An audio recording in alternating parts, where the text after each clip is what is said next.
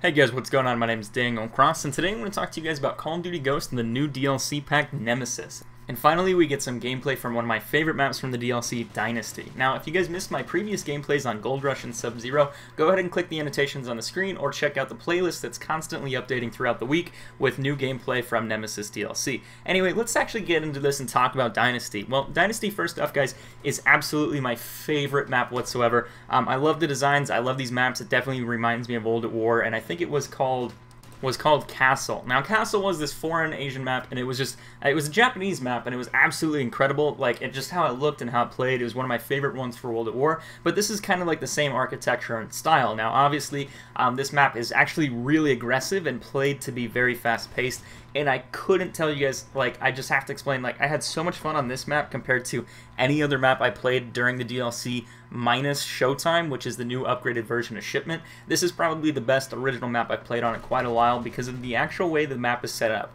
Now, the map is actually set up in such a way where you have two flags in each corner of the map. It's kind of a square map, and on each corner you basically have an L shape. So you have A and C on these corner L shapes. So there are flanking routes that help you go around the map to capture these, which is important, and I'll get to that in a little bit. Now, inside the middle of the map is the B flag. Now, the B flag is located in this tunnel system. You basically have two stairs that are on opposite sides of each other, and basically you have a long tunnel, kind of like a T shape, and then that tunnel runs outwards. Now, there's a little bit of cover down here. There's a couple cubby holes and things like that you can hide into to help capture and hold this position and actually grab the B flag.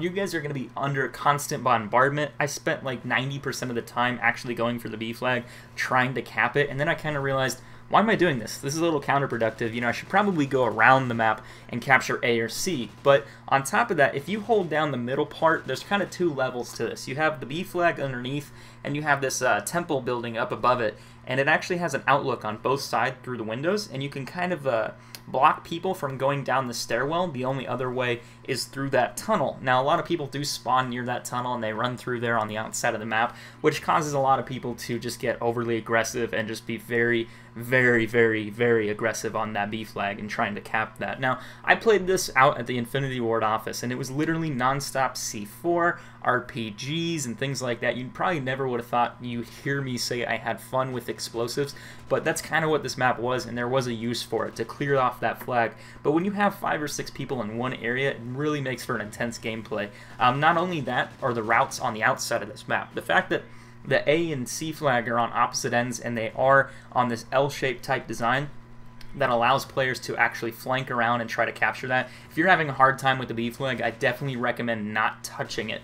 Like, just stay away from it, go to A, go to C, and just avoid B altogether. Otherwise, it's a complete death trap, and you will just lose the game trying to cap a flag that you can't move.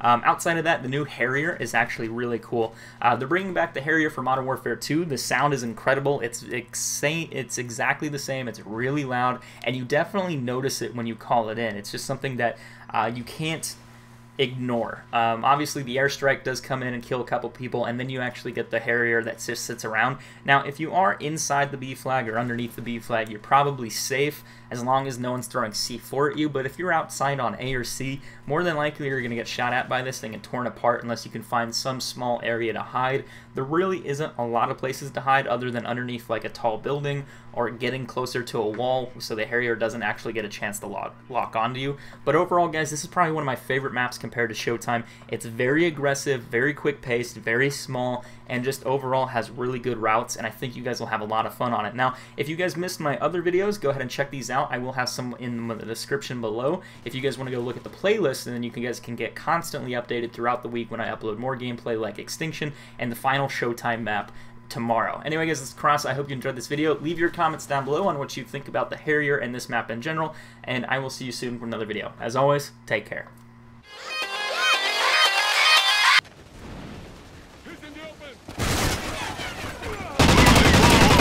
Look at the playlist, and then you guys can get constant